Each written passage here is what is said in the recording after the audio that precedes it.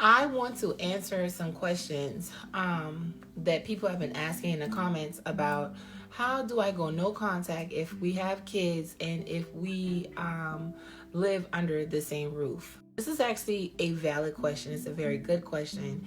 And I do want to give you wisdom.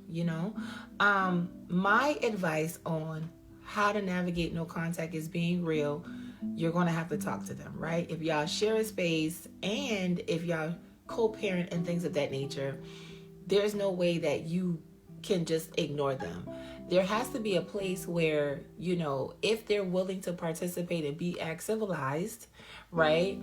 Where you only talk about what you need to talk about. Okay? If you're under the same roof and there's bills that needs to be discussed, then absolutely you have to talk about those things and the kids. Now, I want you to understand that you're going into no contact so that God can do what he needs to do. For some people, it's for you to get clarity. For some people, God is going to move you out the way so that you can get your justice, or so that he can, or you guys are going into no contact so that God can work on you guys individually. Okay, everybody's journey is different and the time frame that they've been doing this is completely different, so it's different for everybody. However, if you are in this space, I do want to tell you some things. Number one, the enemy will still probably use your spouse against you.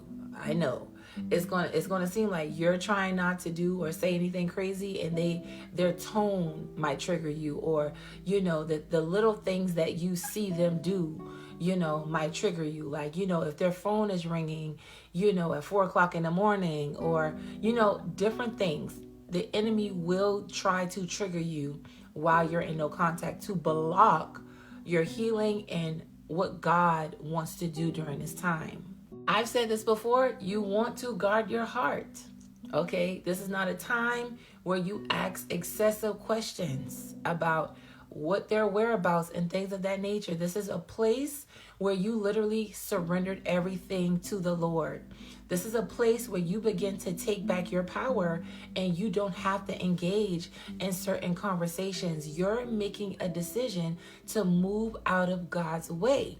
All right. This is a time where you're going to get clarity from God. You're going to get whatever you need from the Lord. Okay. Anytime I've ever been in no contact, I'm going to be honest with you. When I first went into no contact, now my situation, we were not always in no contact. So it was a lot of back and forth. And then there was times where we would stop talking for 4 months and then we would be connected. So it was a lot of back and forth in my journey. But I will talk about the times that I was in no contact. Whenever I was in no contact, I never stopped praying.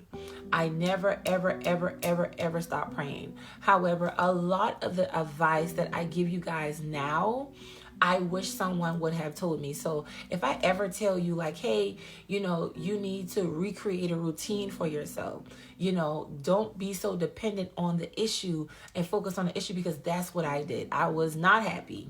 Okay, I was not happy. I was only focused on what was happening. And now I've learned that I didn't even have to do all of that, because at the end of the day, God was in control and he did not want me to stay in a place of suffering emotionally and mentally. Okay. Next, this is very important that I want you to understand. When you get healed, you do not have to take on the identity of how they see you. So if they still see you as a problem, that's between them and God. You have made a decision to change your ways, and the way that they're treating you, even if y'all are kind of like, under the same roof where y'all have to talk and they're still nasty to you, you do not have to accept, okay? You do not have to accept the person that they still view you as. You have repented, God has forgiven you, and now you are operating differently. And it is not your job to prove to them how much you've changed. You have changed because you wanted to change. You wanted to do the things that God has called you to do. Okay, so I wanted to put that little piece of information in that as well. The word tells us, and I believe it's Romans 12:28, that we are to live, if it's possible, you are to live at peace with one another. So if you're under the same space, you can still be kind, but you still want to guard your heart. And you want to create a routine for yourself where you're not just focused on your marriage, where you begin to build a life outside of your marriage. Not saying that you're not praying for them, but it's almost like that space after you pray is where you're focused on the assignments that God has you on. Most women, they start businesses, they start doing things that God puts in front of them. What you're not supposed to do is try to move on because you're still in a covenant, and you don't want to do that if you're still in a covenant. One thing that you can expect during no contact, and this is for everybody, just not if you're, living with the person. God is going to get you to a place where you recognize what was the real issue in the marriage. Your eyes are going to begin to open to what was the real issue that y'all were having. And this is where you're going to begin to go to God in prayer about identifying the patterns. I know that they could be the problem. Okay. However, if they are the problem, still ask God, what is it about them? Help me understand why they are this way. And a lot of times God will tell you it's childhood trauma, or it could be something that, you really they don't got nothing to do with you. They're just taking it out on you. It's several different things. I think this is very important to pay attention to the things that the Lord is telling you during this time. If you are a newbie to my page and you're watching my videos and you feel like God is telling you to go in no contact, I have a free ebook.